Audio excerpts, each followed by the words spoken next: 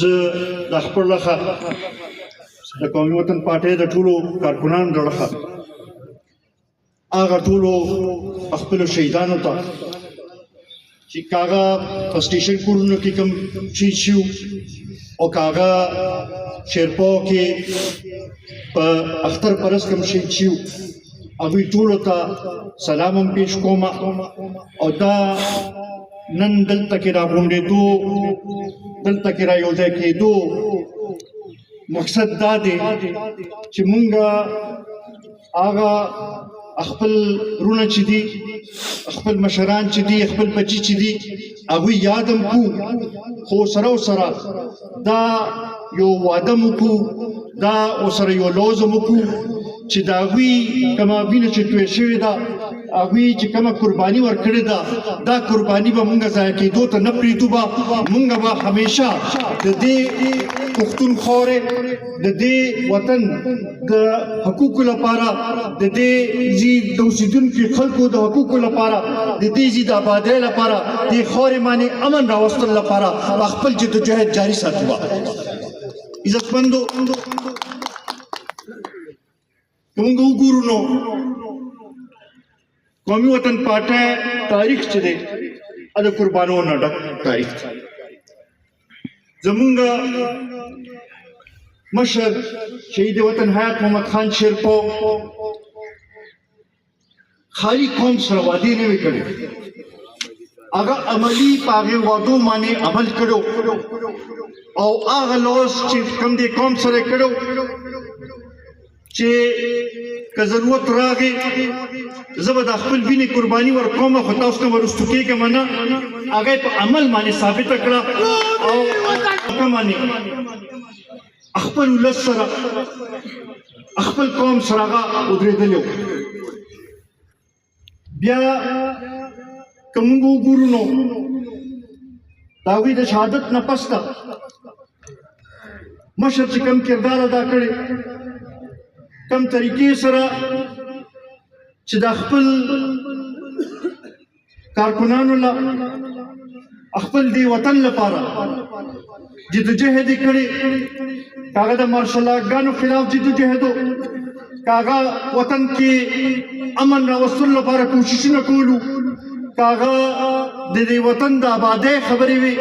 هغې ټولو کې یو داسې کردار ادا کړی دی چې زما خیال دی چې د دې وطن ګوټ ګوټ ته مونږ لاړ شو نو مونږ د مشر خدمات ستاسو خدمات چې دی هر چا ته خیل شو بیا خصوصا چې په دې قوم باندې سخت راغله او د دهشتګردۍ ډېر سخت حالات و په هغه وخت کې ډېرو قیادتونو چې دي هغوی ولس پرېښودل هغوی خپل کارکنان پرېښودل کنارهکش شو خو یو زمونږ مشر و چې هغه هر ځای کې په میدان باندې ولاړ و په هر ځای کې هر کارکن ته ځان رسولې هر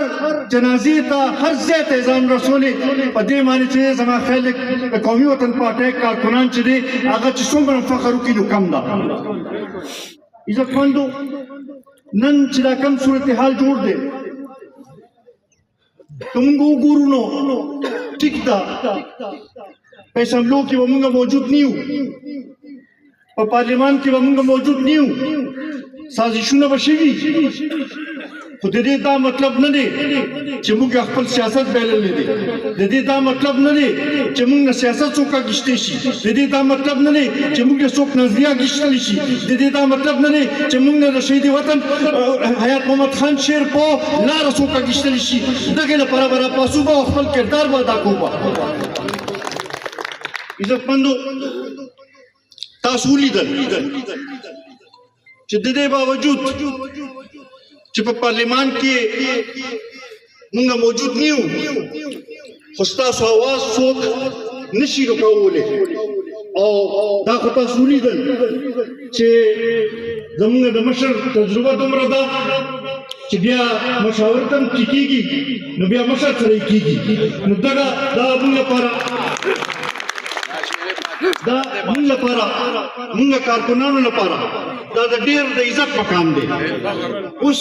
عزتمندو راپاسو به خپل کردار به صحیح طریقې سره ادا کوو. نور به راپاسو دا یو څو میاشتې دوی ته پرېږدو